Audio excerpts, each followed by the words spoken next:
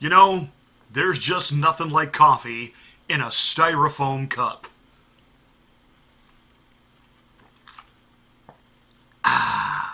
Warning. Politically and environmentally unfriendly content on the way. How dare you! Oh, shut up.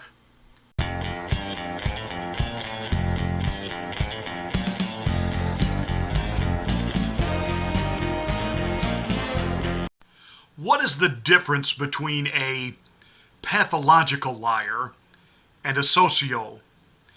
Well, the difference would be this. Both repeatedly lie. But a sociopathic liar lies with such ease and self-confidence, he just assumes that everyone believes what he's saying, that he can spin crap into gold. And if you don't believe him, it's because, well, you're not of the same intellectual level that he's at. Therefore, you're too stupid not to believe his lie. This is the warped thinking process of a sociopath. Let me introduce you to James Comey. Former FBI Director James Comey. Director, welcome to Fox News Sunday. Thanks for having me. You have been taking something of a victory lap since the IG report was released earlier this week. The question is whether or not it's justified. Here are you and the Inspector General, Michael Horowitz, answering the same question. Do you think this is vindication? It is. I mean, the FBI's had to wait 2 years while the president and his followers lied about the institution. Finally, the truth gets told. Does your report vindicate Mr. Comey? It doesn't vindicate anyone at the FBI who touched this, including the leadership. The IG says you should feel no vindication. Well, maybe it turns upon how we understand the word. Gee, is it just me, or was that reminiscent of Bill Clinton a few years ago? Well, it depends on what your definition of is. So James Comey sat down with Chris Wallace on Fox News Sunday to go through the fact that, yeah, he had taken a little victory lap. We talked about it here on the Afternoon Drive. And now he's saying, well, you know, the Inspector General and I, we're on the same page. We completely agree on all of this. We just have some different definitions of how some of these words work. You know, like the difference between truth and a lie. The FBI was accused of treason, of illegal spying, of tapping Mr. Trump's wires illegally, of opening an investigation without justification, of being a criminal conspiracy to defeat and then unseat a president. All of that was nonsense. Let me see here, Mr. Comey, if I can put this in succinct, simple terms for you to understand. Everything you just listed was a crime, and you committed it. This was an outright act of treason. These were not mistakes. These were calculated omissions. These were calculated rewriting the regs as you went because you could, because you and members of your team decided Donald Trump was not fit to be president. And how dare the citizens actually elect a man like this that is not ready to do the bidding of the puppet masters, whether he be Democrat or Republican. Not going to give in to the intel community, not going to allow the deep state to run the country anymore. How dare we the people actually think they could put an individual like this into the Oval Office and that people like you weren't going to have the last say. This was not a vindication from the Inspector General. Now, was he as crystal clear as he should have been? No. You guys are all members of the same deep state swamp, and so you do cover for each other's backsides. Yet, because you are typical like mafia rats, you know, you all take that same mafia oath, you know, you're going to look out for each other, you're going to take care of one another, and if you become a rat, may you like die a horrible death, you know, all that blood and oath kind of stuff that you guys get into. But at the end, if you get caught, you will rat somebody else out to save your backside.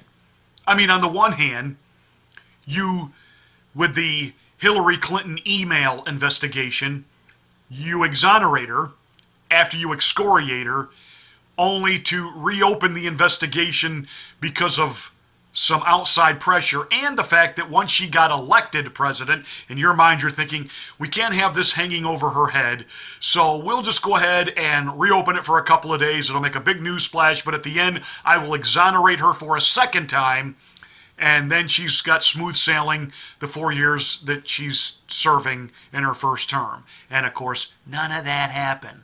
Thank you, Mr. Comey, because you see, at the end of the day, you're not quite as smart as you think you are. Now, to say that there were just these simple little mistakes and for the president for 2 years to have accused us of illegally spying on him, that was fault. No, that was true. You did illegally spy on him. How were you able to spy on him? FISA warrants. How did you get the FISA warrants? Come on now. Come on. By lying, by distorting, by omitting key information. And to keep saying it was just mistakes. Mistakes do happen, but there would be mistakes both ways. Mistakes that would have benefited the president, mistakes that went against him. It's an amazing record you guys have. Every single one of your mistakes hurt the president. Calculation or sloppiness? But he also found things that we were never accused of, which is real sloppiness. And that's concerning. As I've said all along, has to be focused on. If I were director, I'd be very concerned about it and diving into it. So let me get this straight. You're filling out the application for the FISA warrant. Of course, you had one of your underlings do it, but you had to sign off on it, not only for the initial warrants, but also the renewal. So you had to sign off on it. Carter Page, Russian accent. He's talking to Russia, and he's connected to the Trump campaign. But you leave off the part that he worked for the CIA, and part of his job for the CIA was talking to Russia. In fact, you didn't just leave that off, you changed the FISA warrant. When asked outright, is he working for us as an asset? You guys said no. He's doing this on his own and to benefit the Trump campaign. That is not sloppiness. That is a lie. And to call what you did sloppiness is like a genocidal maniac calling the deaths of hundreds of thousands of people, oops, an accident.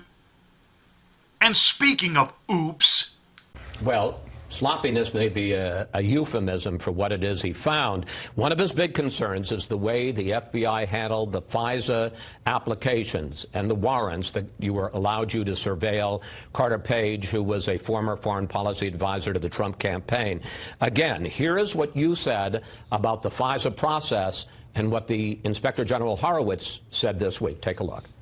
I have total confidence that the FISA process was followed and that the entire case was handled in a thoughtful, responsible way by DOJ and the FBI. We identified significant inaccuracies and omissions in each of the 4 applications.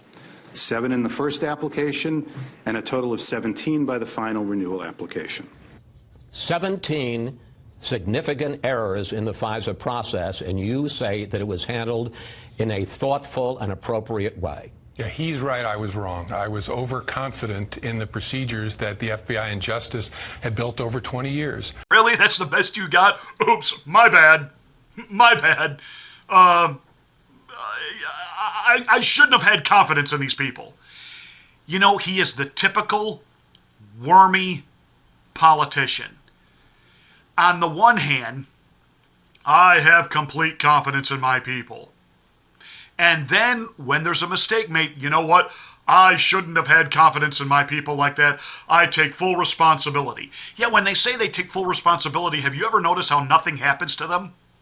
It isn't like they go to jail or they get prosecuted or anything like that. They mouth the words, I take responsibility, because it was their fault.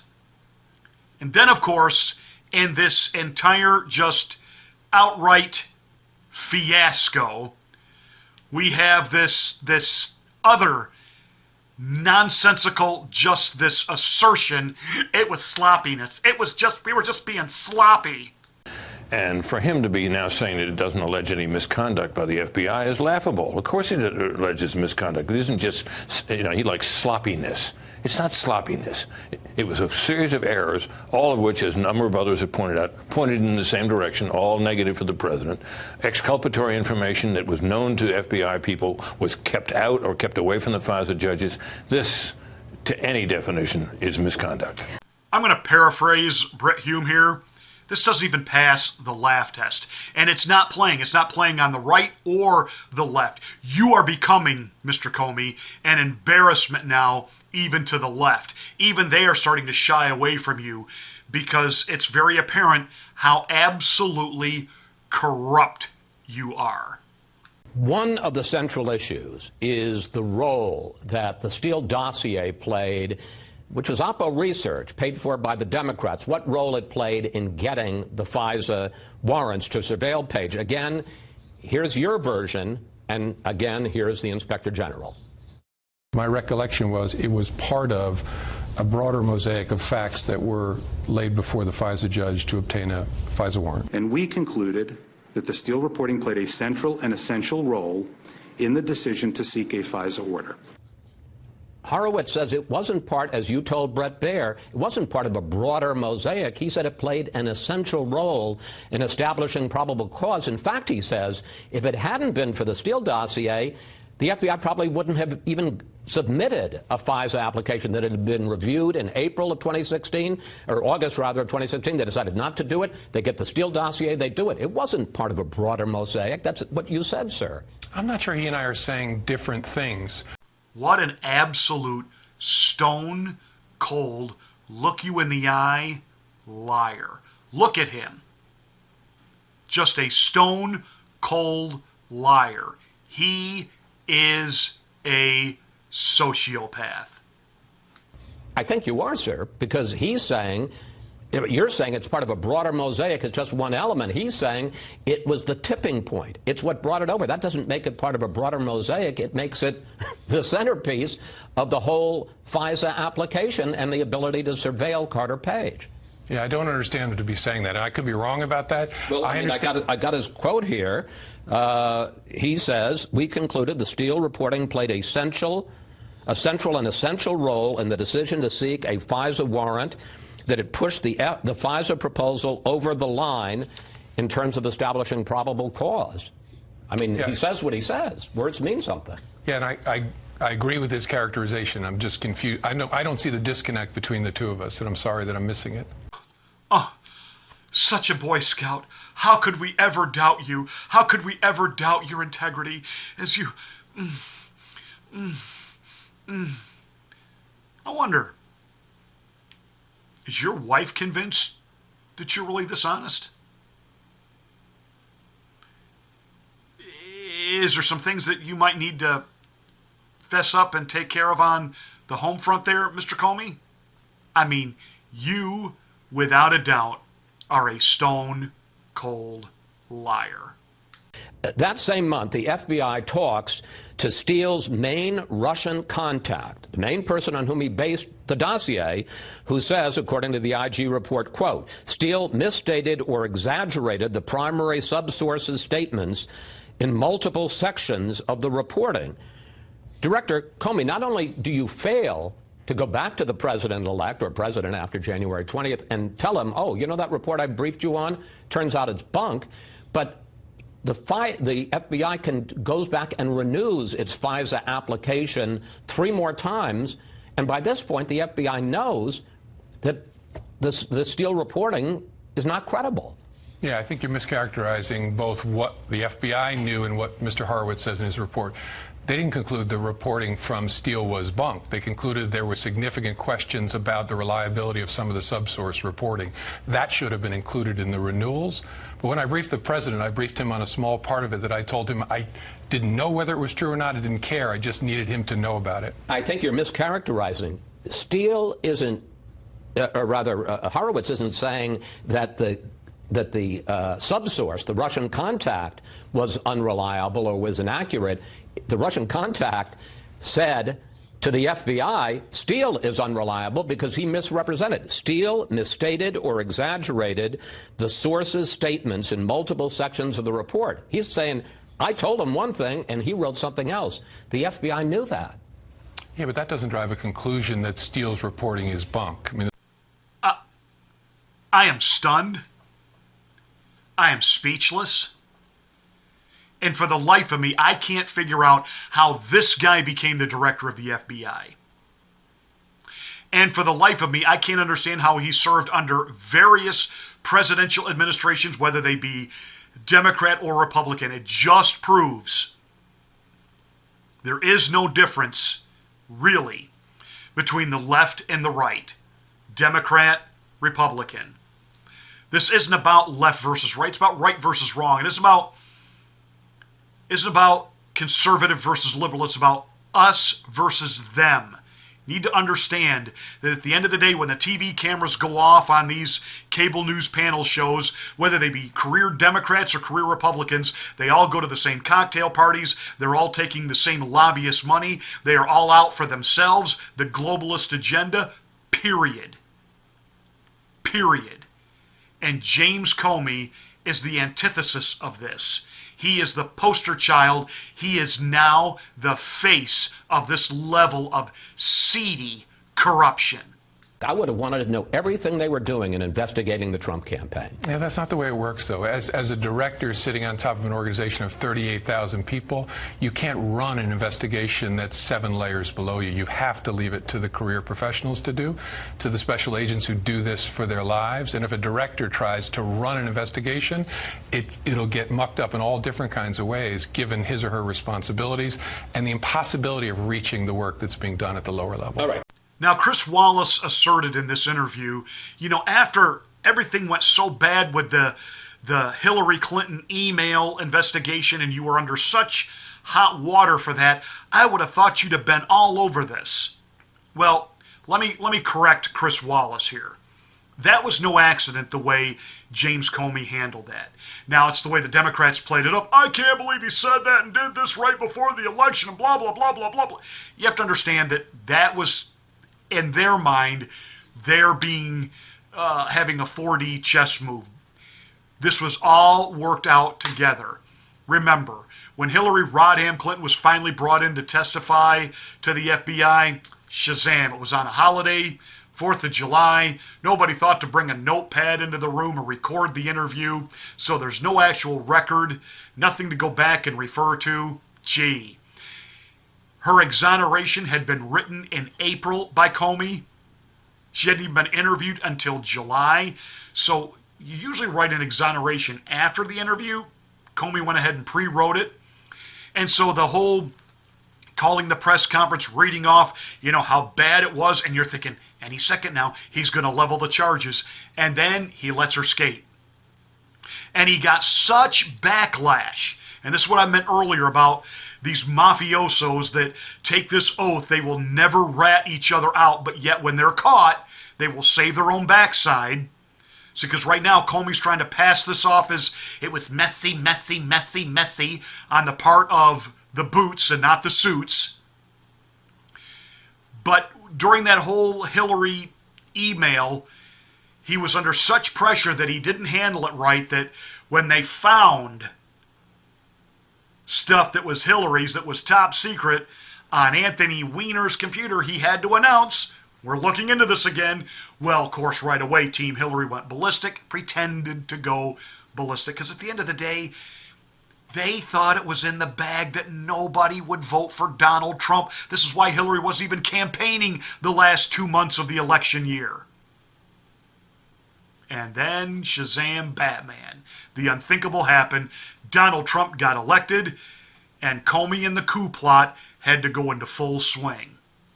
Now, for him to sit there and say, as the director, I can't possibly be first-hands involved in things happening out of field offices. Well, this wasn't being run out of Flagstaff, Arizona, Mr. Former Director. This investigation was being handled at FBI headquarters right there in Washington, D.C. Oh, that's where your office is. And you are investigating a presidential candidate who was the front runner, the party nominee, and there is suspicion that he is working with a foreign entity to do some misdeed and misconduct into our national election. And we're supposed to believe you weren't involved in the day-to-day details of this. You're above that, Mr. Boy Scout. You couldn't possibly. Then I have to say two things. Either A, you are Inspector Clouseau, which means you are clueless and incompetent, or you are more corrupt than J. Edgar Hoover. More corrupt than J. Edgar Hoover. And Hoover spied on everybody. I don't think you're incompetent. I think you're a cold, calculating sociopath who thinks he's lying so smoothly even to Chris Wallace that Wallace is swallowing it. And Wallace, who's not a Trump fan by any stretch of the imagination, he's not buying your malarkey either. And since we're talking about corrupt individuals, what about Adam Schiffless? The Inspector General found serious abuses of FISA that I was unaware of. Had I known of them, Chris, yes, I would have called out the FBI at the same time. But I think it's only fair to judge what we knew at the time, not what would be revealed 2 years later. So this takes us back to February of 2018 when Devin Nunes put out a memo and it said this: in the case of Carter Page, the government had at least 4 independent opportunities before the Foreign Intelligence Surveillance Court to accurately provide an accounting of the relevant facts. However, our findings indicate that, as described below, material and relevant information was omitted. Also in February of 2018, in response, Adam Schiff, along with the House Intelligence Dems, who were then in the minority, said FBI and DOJ officials did not abuse the Foreign Intelligence Surveillance Act process, omit material information, or subvert this vital tool to spy on the Trump campaign. So these two have already butted heads over this information in February of 2018. What he says flies in the face, of course, of the IG report, but it also flies in the face of the much derided Devin Nunes memo that grew out of the Nunes-led House Intelligence Committee investigation of the investigation, and they had and the whole Trump-Russia affair. And for Schiff now to claim, when he not only saw what Nunes said but published a memo of his own rebutting it, that he didn't know about those abuses, is preposterous. I mean, that was February of 2018. They clearly were having the conversation then. And he says that he didn't know about that stuff. Well, of course he knew about it. Do you think he'll get called on the carpet by anybody who's been following this story for 2 years? Well, one of the wonders to me of modern media is the failure of my colleagues in this business to see through this guy Schiff. He has been dishonest repeatedly. He made extravagant claims about the amount of evidence he had of Russia collusion, evidence that it turned out that not even the Mueller team, with all of its investigative powers, did not discover, and that Schiff never specified. And of course, the report came out and basically blew up the Russia collusion theory. Now comes this whole question of FISA abuse, and he's still telling whoppers about that. It is amazing that he hasn't been called out. And then, of course, he gets tapped by Nancy Pelosi to lead the impeachment inquiry. Boom. There it is. But I know, both Adam Schiff and James Comey, there was no corruption. There was no crime. There was no coup. It was just messy. Messy, messy, messy. Well, we're cleaning up the mess here on the Afternoon Drive. Hey, thanks so much for watching. Make sure you give us a thumbs up, like this video. Remember, we are doing everything and anything that we can to drive up our subscriptions here on YouTube so that it becomes viable for us to stick around. We do have a couple of other platforms that you can check us out on. Drive our numbers up there. Get us well established there. Thank you so much for watching. And remember, together, let's take back YouTube.